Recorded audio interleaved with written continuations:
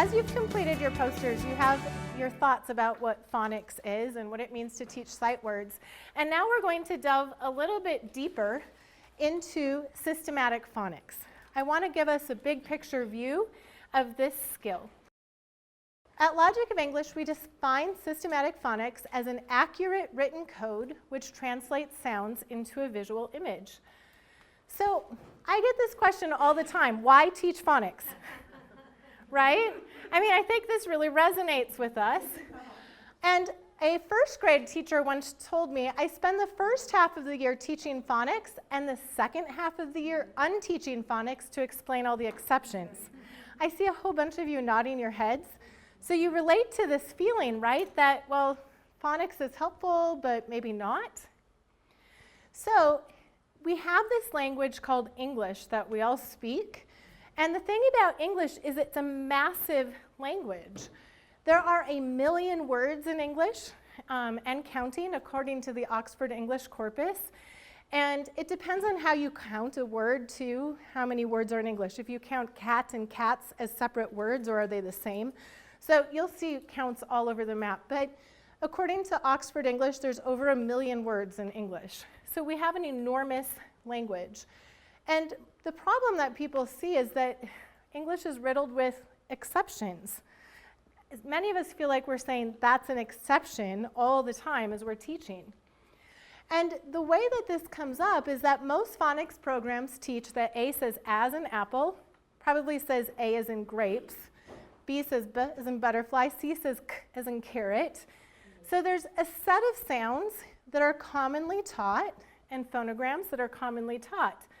But then we have this problem, right? We get a book.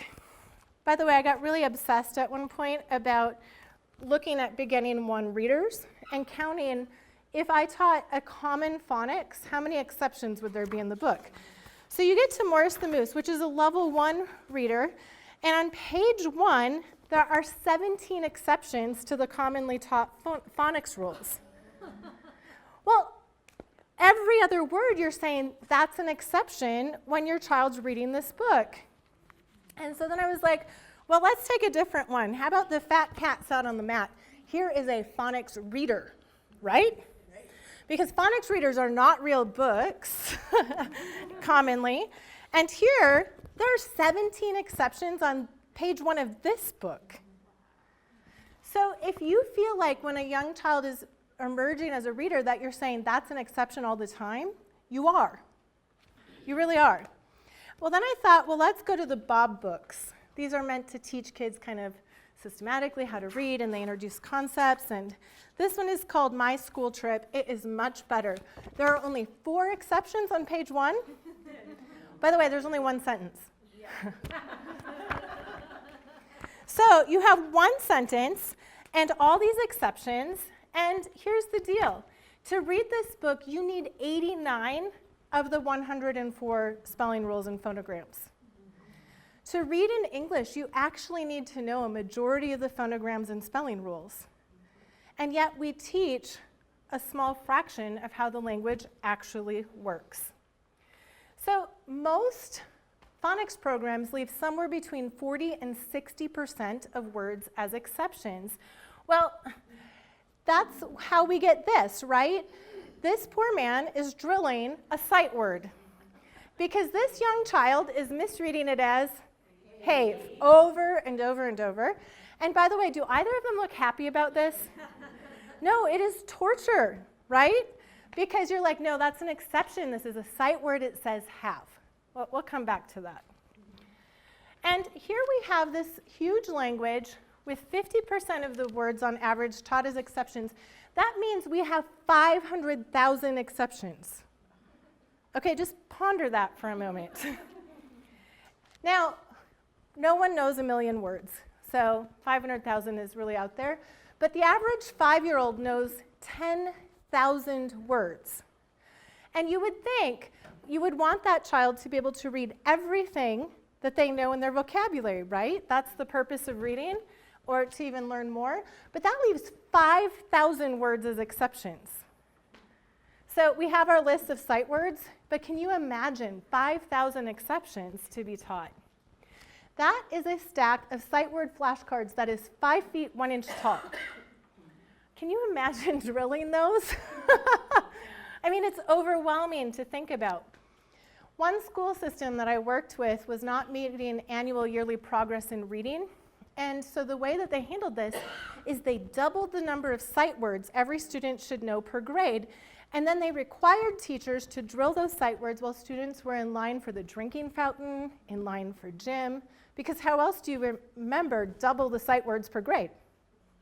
In addition, the average adult knows 40 to 60,000 words, and a well-educated adult knows 200,000 words. And by the way, I tried to go back and find where I got this research and these numbers. And there's numbers kind of all over the map with this because, again, it depends on how you count a word. So if you count plurals as different and past tense is different or the same. But the general concept holds regardless of exactly which numbers you put on it. And that's that the average adult knows far fewer words than a well-educated adult. And what really differentiates this is your ability to read well, because we know that we gain most of our vocabulary through reading. So that leaves 100,000 exceptions for someone who reads well. Can you imagine what that means to memorize that? Which would be a stack of flashcards as high as a 7-story building. So, this also relates to the fact that the human memory is limited to approximately 2,000 sight sound symbols. And what we know is many functionally illiterate adults know between 1,000 and 2,000 sight words.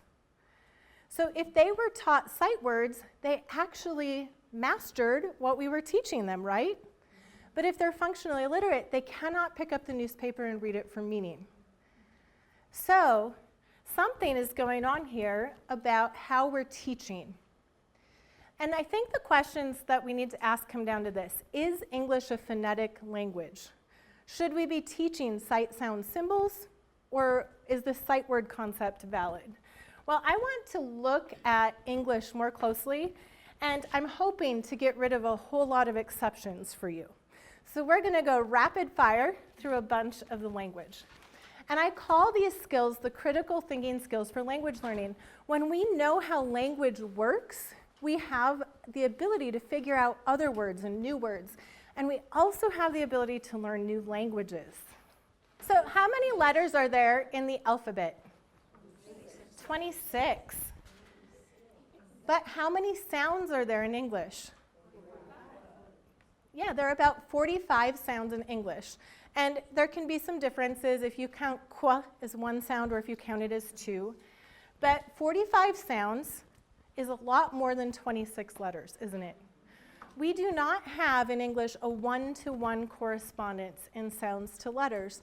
And yet we know that in kids who are learning languages with one-to-one correspondences, that first graders can decode and encode fluently, often at the level of college students. Now, that doesn't mean they comprehend at the level of college students, but they can encode and decode in their language very, very well. But we do not have a one-to-one correspondence. So we need to move away from teaching just the letters to teaching phonograms. And a phonogram is literally a picture of a sound. Phono means sound and gram means picture. And in English, phonograms may have one letter like this, which says t. They may have two letters like this, which says, they may have three letters like this, which says, or they may have four letters like this, which says A. So a phonogram in English may have 1, 2, 3, or 4 letters. Also, it's really important that we teach the sounds and emphasize the sounds and not the names. Because D-O-G, does that tell us how to read this word? But how about D-A-G? And then which skills am I using once I hear D-A-G? I'm using my phonemic awareness skills to blend that word together, and then I can access the meaning of that word, dog. It's also important that we teach all the sounds of the phonograms. And I sometimes laugh that this is the phonogram that got me here. Because this, I was told, my whole life says one sound. And then my poor sons misread is as is and has as has for years. They just did not get that this idea that that's an exception and that's an exception too. But what does it say? It says s and z. It says two sounds. And what is the difference between these sounds? They're voiced and unvoiced. So your mouth is in the same position. Now, I have a theory, and I'm just being very clear, this is a Denise theory. But I think that many students who are very intuitive don't notice the difference. So when they read is, and they've been told that they read is as is, and you say that's an exception, and they go it's is, and they just kind of go, well, that's close enough. And they just intuit that that's it. However, your little engineering minds, your little minds who are really scientific and really get the rules, they go, s and z are different. No way, that doesn't say is. So it's important to teach all the sounds. So this says as in san, sick, list, and hiss, and it also says z as in his, resent, and was. Now, most people teach that this says ch as in chin, choice, check, and cheek. And I remember learning this phonogram in school, and I remember thinking that these words, school, orchid, chemistry, chasm, I was just like, English is crazy. And I would try to remember how to spell school, and I'd go, that's so dumb, it says stool. And I didn't get it. And what else does it say? As in chef, shoot, machine in Chicago. The poor kids living in Chicago, that says ch, right? So how many of you have heard of the script spelling bee? So when students are in a spelling bee, what is the one clue that they get to ask for? Origin. Yeah, they can ask for the origin of the word. And then they know something about the spelling. So what is the origin of all these words? School, orchid, chemistry, chasm. Not French. They're all Greek. Yeah.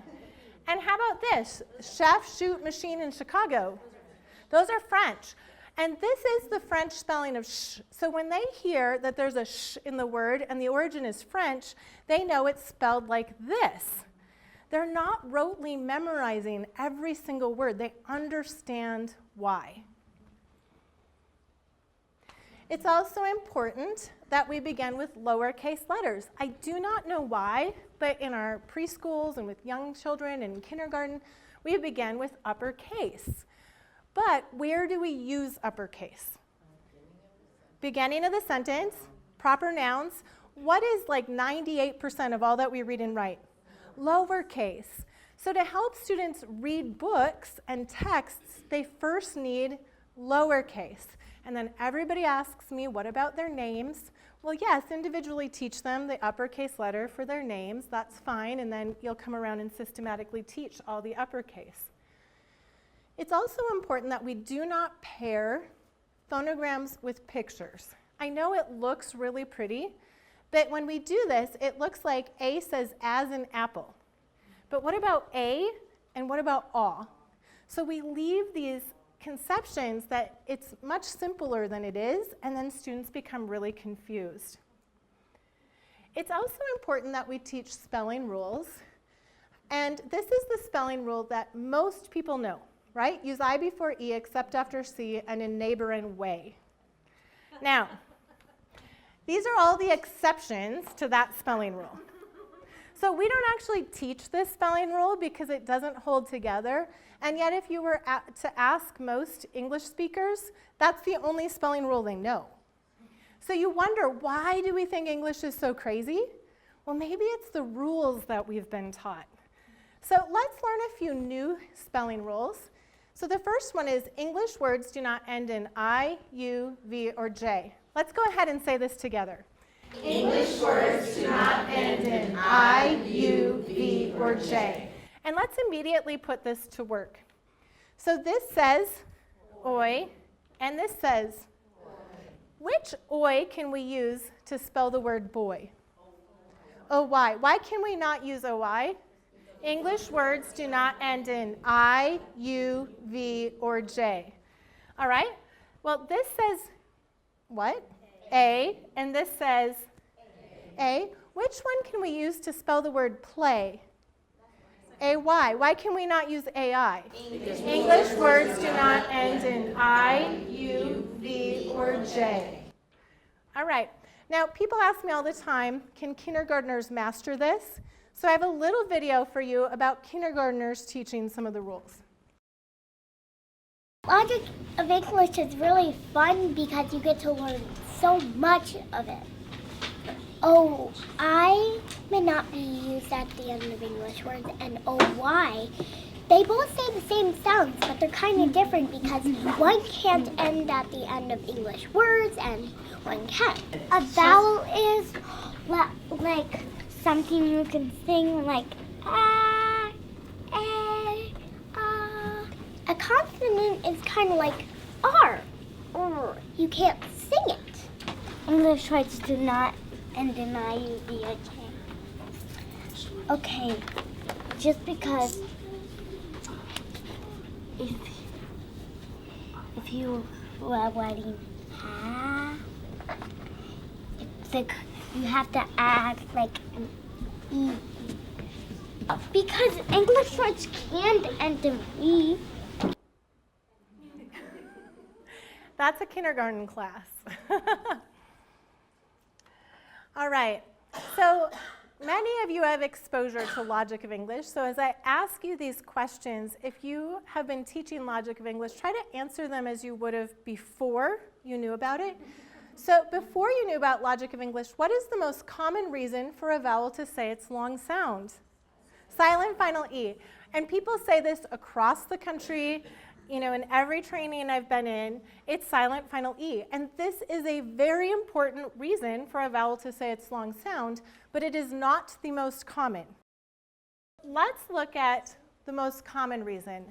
And in logic of English, we have kids figure out the rules. Now, the language is much too complicated to do that if you just give them all the words. Most people are not going to figure out the rules.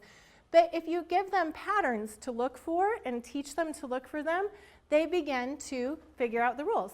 So we have bag and bagel, bend and bee, tot and total, hum and human. When are A, E, O, U saying their long sounds? That's right, at the end of the syllable. And the rule is A, E, O, U usually say their long sounds at the end of the syllable. Let's say this together because, by the way, I am giving you a fast track to a whole bunch of rules, and from now on in the course, you're going to be using them.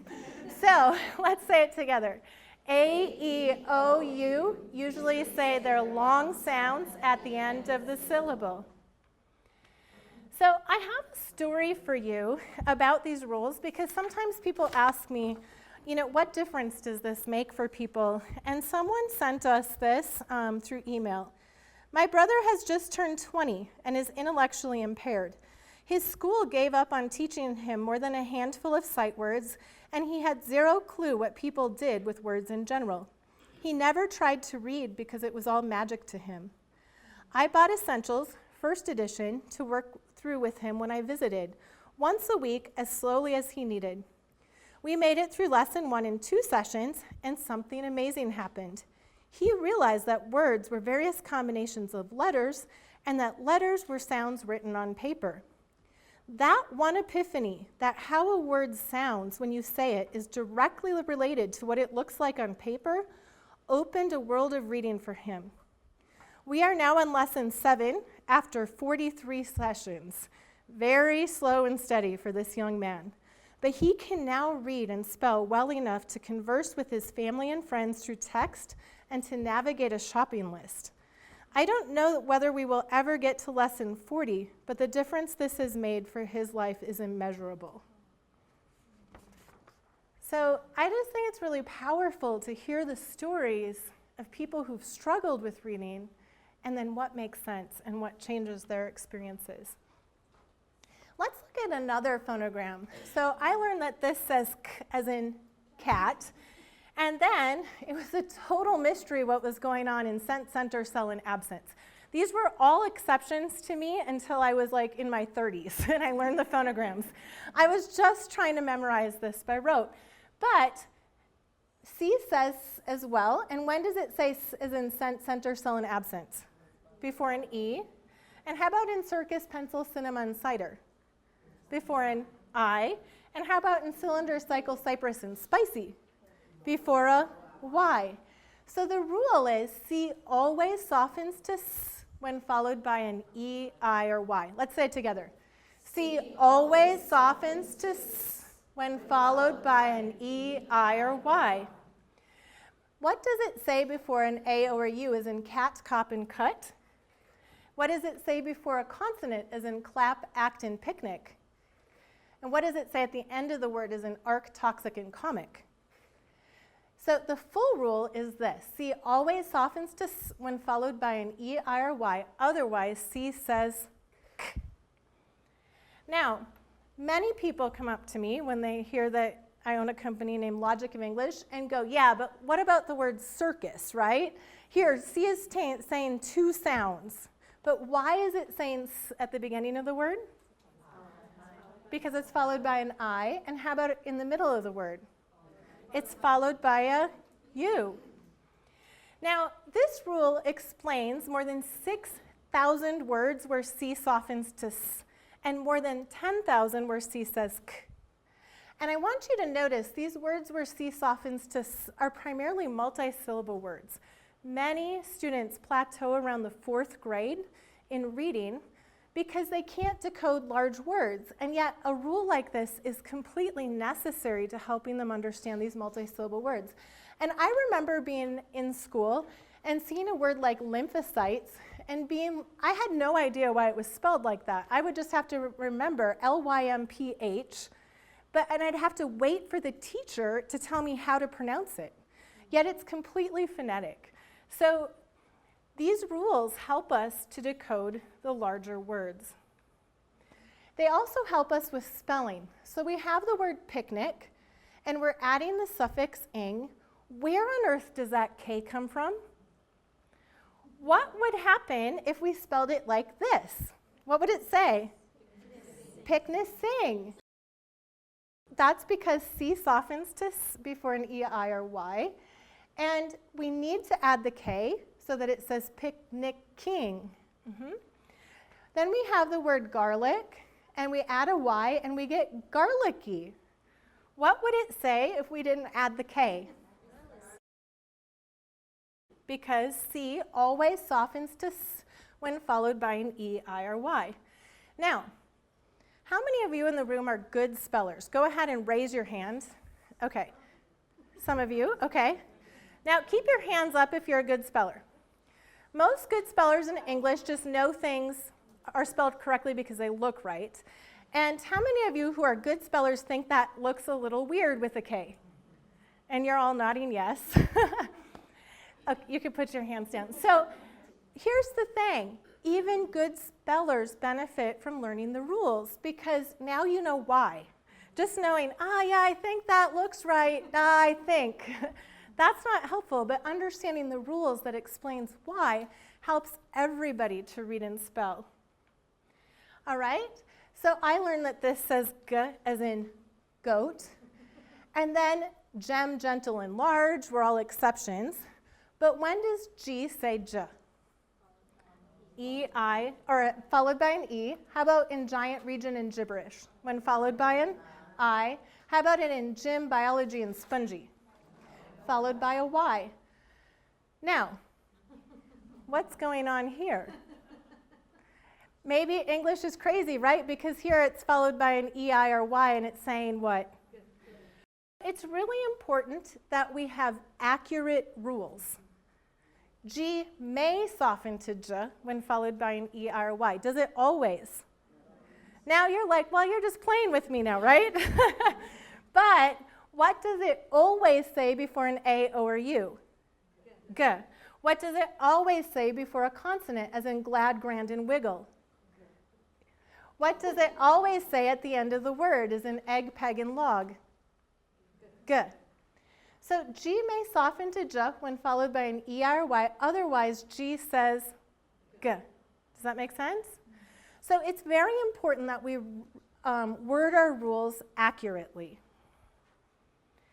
Now, there's this myth that if we read a lot, we will be good spellers. And here's the thing, I love to read. I spent like half my childhood reading books, and I read all sorts of things, and I could not spell. And in fact, I couldn't spell even in grad school. So in grad school, I would just turn off spell check because it was really depressing and really distracting. And then I would set aside a half day to spell check my work. And I just really struggled with spelling. And the reality is that just because you're a good reader does not mean you will be a good speller. And it's not just me. There are many, many people who will tell you this, and we now know this as a fact. Instead, we need to teach the critical thinking skills for language learning so that we understand how the language works. We need to teach the rules that explain 98% of English words. So one day I was working at the office, and it was just me there. I don't usually answer the phones, but that day I did. And I got this phone call, and this young man from LA called me, and I could hear cars zooming by in the background. It was like he was on his cell phone standing in the middle of the street or something. And, and he said, "Hello, my name is LaDawn, and I need to tell you my story." And I was like, "Okay." And he said, "So I just watched your video on YouTube." And the video on YouTube is very much this presentation that we're doing on systematic phonics right now. And he said, "Can I tell you a little bit about myself?" And I was like, "Well, sure." And he said, "Well, here's the thing. When I went to school, I was so excited to learn to read. And then in kindergarten, I didn't learn to read. And then I was told that the reading specialist in first grade would help me, and I was so excited, and then I didn't learn to read in first grade, and then I didn't learn to read in second grade, and then I really began to think I was stupid, that there was just something wrong with me." And he said, "And then I started to get in trouble, and I thought, I'm just not good at school." And he said, "By high school, I was gang banging, and I dropped out of high school." And he said, "Then I went to prison."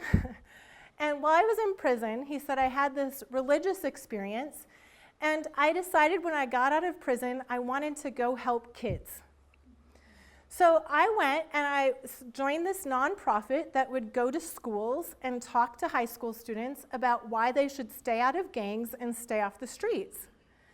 And he said, but every time I did and I told them they should stay in school, I felt like a hypocrite. He said, because I cannot read. And then, I am not joking, this is what he said. Do you know that rule C softens to S before an EI or Y? Do you know how much that would have helped me? And then he went on to list his favorite rules from the video, and then he broke my heart and said, could you come to California and tutor me? And I had to say no. But it was fascinating to me to hear the hope that this had brought him to make all of a sudden start making sense that words have a reason for how they're read and spelled. All right, let's go on with some rules. Do all of you know the rule that Cap becomes Cape, Pet, Pete, Rip, Ripe, and Rob, Robe when we add a silent E? Yeah, so this is the rule. The vowel says it's long sound because of the E. Let's say that together. The vowel says it's long sound because of the E. So this is a very important spelling rule, and I don't want you to forget this one, because it explains 50% of silent final E words. Do you see a problem? Yeah. What happens when we're teaching words with a silent final E? 50% of the time, what are we saying if that's the only rule we teach? We're saying 50% of the time we're saying that is an exception, and then we're saying that's a sight word. I'm going to teach you a few more reasons, although a few I've already taught you. So why is there a silent E in have, give, solve, mauve, and comprehensive? Words do not end in I, U, V, or J. Every time you hear a V at the end of the word, you must add a E. So this rule, then why do we have a silent final E in true, blue, value, continue, and residue? English words do not end in I, U, V, or J. So we must add an E to words like continue. This rule is summarized as English words do not end in V or U. So I was speaking at my daughter's high school a number of years ago to a group of honors students who were doing a literacy project. And it was really interesting to me. The teacher gave me like less than 5 minutes to explain what I did. And I was like, gosh, how do I engage high schoolers and honor students in what I do?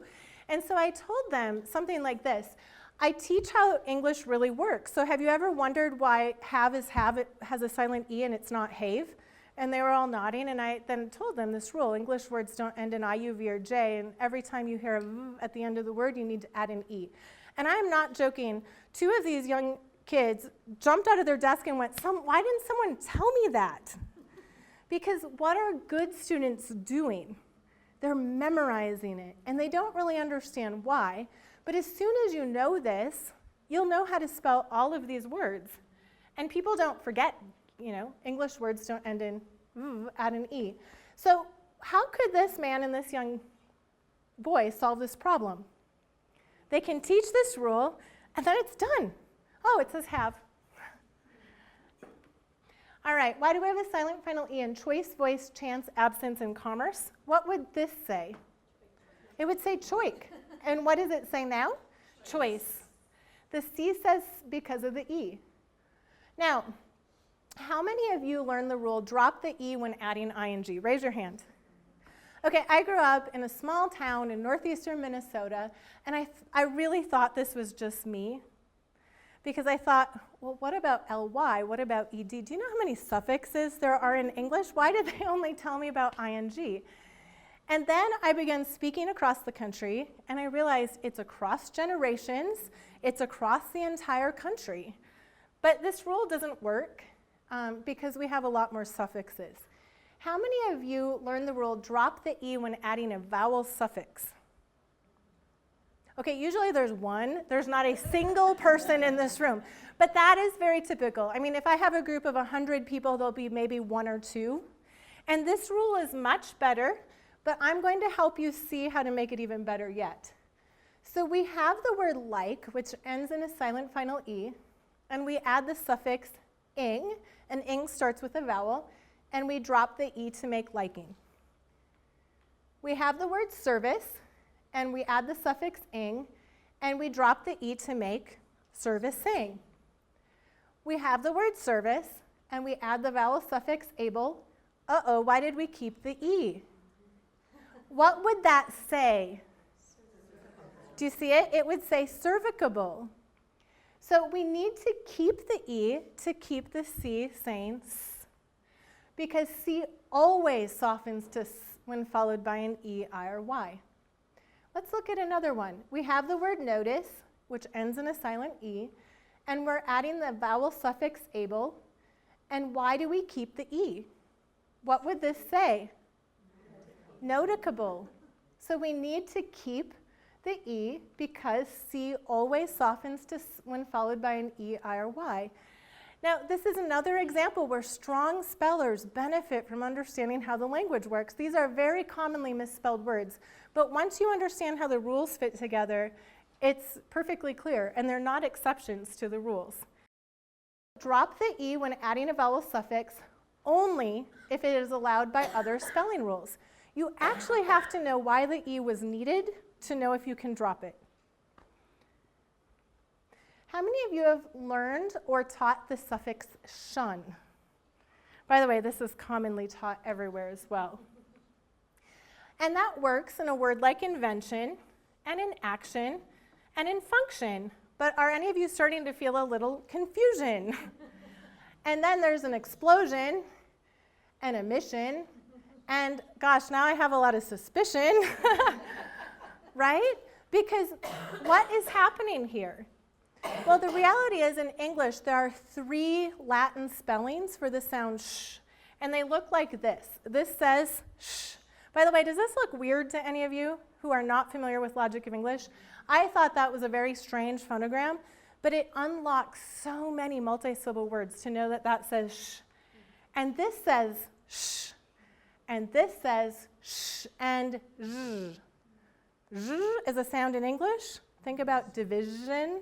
What's the difference between sh and zh? It's a voiced and unvoiced pair. That is the only way to spell zh in English. And yet most of us don't even know that it is a sound in English, let alone that it has only one way to spell it. In addition, there are some clues you can use to discover which Latin spelling of sh to use. So we have face, and it becomes facial. Why did we use ci in facial? Because the root has a c. Yep. And we have the word space, and it becomes spacious. Why did we use ci in spacious? Because space has a c. Express becomes expression. Why did we use si? Because express ends in an s. Confess, confession. Locate, location. Inspect, inspection. Do you see a pattern? And what I need to tell you is this doesn't always work. We can teach kids to think about the root, but sometimes the root of the word that has a Latin spelling of sh is not an English word. So they can't always go back to the root. However, the Latin root will always tell you the right answer. So it is accurate if you know the original Latin root as well. Myth. All right, here's another myth. We no longer need to learn to spell because of spell check. Have you ever heard this? Oh yeah. Spell check will solve everything. So I was speaking at a large educational conference, and I had this kind of aha moment, and I was like, you know what? I have given up so many of the perfect words in my lifetime because I couldn't get spell check to recognize them. I thought, well, how many other people have? How many of you have had to abandon the perfect word because spell check couldn't recognize it? Any of you? Yeah, and I'm finding that this is a majority of English speakers. So spell check's not really helping us. We're having to go, that's the perfect word. No, new word. So in reality, when you know the phonograms and spelling rules, though, it's transformational. So as my sons, who were struggling readers, learned to read by learning the phonograms, guess what happened to my spelling ability? I could suddenly spell. Not only that, I could use spell check like this. I could be typing along, and it would underline the word, and I'd go, oh, must be the other spelling of sh. Oh, yes, and on I go. And it freed me to use spell check in a way that was useful as opposed to relying on it, kind of, but it wasn't really working for me. So is English a phonetic language? Well, English is a complex code. There are 75 phonograms and 31 spelling rules that explain 98% of English words. By the way, is 98% better than 50%? Yes. And notice there are still, what, a little 2% in there. So we're going to talk about those as the class goes on. But 98% of English words can be explained by the phonograms and spelling rules. Systematic phonics is an accurate written code which translates sounds into a visual image. And here's the thing, when people use the word phonics, they don't all mean the same thing. So when you go and you tell someone the value of teaching phonics, many of them are going to say, but phonics doesn't work. And what they mean is the phonics that I learned or the phonics that I know doesn't work. And it's really important that we're aware of that experience for people and that we validate that because it's true. Most of us do not know the linguistic structure of English and how to describe English accurately. In addition, English is not a straight phonetic language. And by the way, almost no languages are. English is a morphophonemic language. Morpho means meaning and phonemic means sounds. So if we have the word please and the word pleasant, are these words related? Yes, we just added the suffix ant, we dropped the e, but what happens to that ea? It says e in please, what does it say in pleasant? So if we wanted a straight phonetic language, we would have to lose the relationship in meaning. And written languages are always making a balance here. Always. All languages are balancing out meaning and sound. How about the word sign? I always used to wonder, why is there a g there? And then it's in design. What happens in signal? What do you hear? G. It's there for a reason. It uses two-letter n because in some of the derivatives, you can hear it. And they want to keep the relationship in meaning. And then again in signature. I love this word too. It looks crazy, doesn't it? We have this W that, where on earth did that come from? But if there are twins, how many are there? 2. And what do you hear in twin? Twa. And if you do something twice, how many times do you do it? 2. And what do you hear? Twa. And if you have a 12, you have a 10 and 2 ones, and you also hear twa. And if you have 20, you have 2 10s, and you hear twa. What does twa mean in English? 2. Probably we said twu at some point, and we no longer do. But if we changed the spelling, what would happen? We would lose all of that relationship in meaning between all of these words. So we will study morphology more, but the take home in this is that English spelling is balancing meaning and sounds, and that is really important to how we learn to read and how we learn to spell. So morphology is the study of how phonemes combine to represent units of meaning. And again, we'll get into a whole presentation on vocabulary and morphology. And now I have another kindergartner to talk to you a little bit about phonics. They are both made of matter. Matter is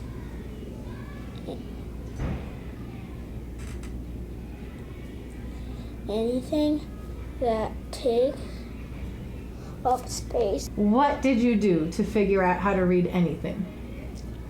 I sounded it out. Just quietly in your head? So that helps you. Do you like learning new phonograms? Why? Because they're kind of fun to learn. Are they? And is it kind of like a puzzle for you when you read? Do you have a favorite spelling rule? English words cannot end in I, U, V, or J. Why is that one your favorite? It's mine too. Because some words end in, because there's words that don't follow rules. What do you mean? Like that different country words like that. Yeah, so he knew that some words that end in I, like spaghetti, are not native English words, and that's what he meant by different country words. And so the words like spaghetti or words like tofu, they are not native English words. They are coming from other cultures. And it was very interesting to me. This kindergarten class would look them up every single time they came across them, and they would find out what the origin was in kindergarten. And the kids would point it out. They'd be like, that's not a native English word. Where is it from? Isn't that great? So again, I have one of our pilot schools data. And this is again Kaleidoscope Charter School. In kindergarten, for Dibbles, they measure whole words read. And this is before Logic of English. And it's very interesting that the actual percentiles, 74% of students were reading below, or read no words. That was a score of 0. And they did at Kaleidoscope before they started Logic of English. And that's actually what you would expect to happen. So these are what you would expect, and then this is what their scores were, which were pretty much what you'd expect. This was before Logic of English.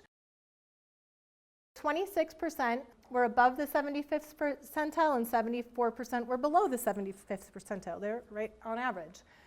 But once they piloted Logic of English, it looked like this. They had 73% of their kids reading words at above the 75th percentile. They completely inverted. And then only 27% were below. So a complete inversion of what they had. I didn't have their spring data, but these are the national percentiles. So in the spring, 50% of the kids score 0. 50 to 75th, they score 1 to 8 words. So you can see how that distributes out. And these were the scores for that school with the pilot. They had 55% of the kids reading there. So they had 3% read 0 words. They just completely inverted their experience and the number of kids. They had 97% of their kids above the 50th percentile. So I want to end with a story about Allie. Allie made a really big impression on me early on. So when I first started Logic of English, the very first thing I did is I wrote this book called Uncovering the Logic of English. And I had a friend at the time named Katie who was really passionate about this. And so she took a copy of Uncovering with her everywhere for a while. And while she was on a plane, she met a young woman named Allie. And as they were sitting on the plane together, she found out that Allie couldn't read. And in fact, many times in the course of the conversation, Allie described herself as stupid.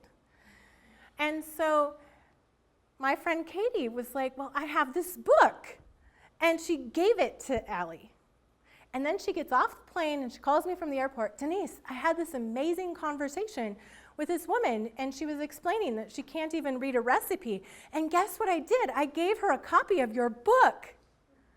And I was like, yeah, that's great. You just gave someone who's illiterate a copy of a book on how to teach reading. Well, Allie went home and she used the tables of the phonograms in that book, and she taught herself the phonograms, and then she used the phonograms to teach herself to read the interior of the text to learn the spelling rules. And after she did that, she then called Katie, who had swapped phone numbers, and said, Katie, I just read my first novel. Okay, Allie is clearly very intelligent. And it was amazing to me. And then she got in contact with Katie months later and said, I've discovered I love political science. Isn't that amazing? So what was missing for her? How the sounds and the phonograms and the rules come together to describe English. It's also very interesting. We're going to come back to this, but there's this concept called the simple view of reading, that decoding skills times our oral language skills equals our reading comprehension skills. So oral language comprehension is what can you comprehend just by listening and hearing. If you take that and multiply that by your ability to decode, that's how well you can read and comprehend. So if you have 0 decoding skills, the answer is 0. So decoding is very, very important, and we're going to, again, unpack this further throughout the training. So this is the layer of the foundation of systematic phonics. And I'm curious, do you have any questions at this point? I know some of you were. Yeah. There is a temptation when you know some of these rules, like say from the B or the C book, to teach them at the A level. What would you say about that? How do we resist that urge? Are you talking about foundations? Yeah. You know, there isn't a right or wrong order to teach the phonograms and spelling rules in. There really isn't.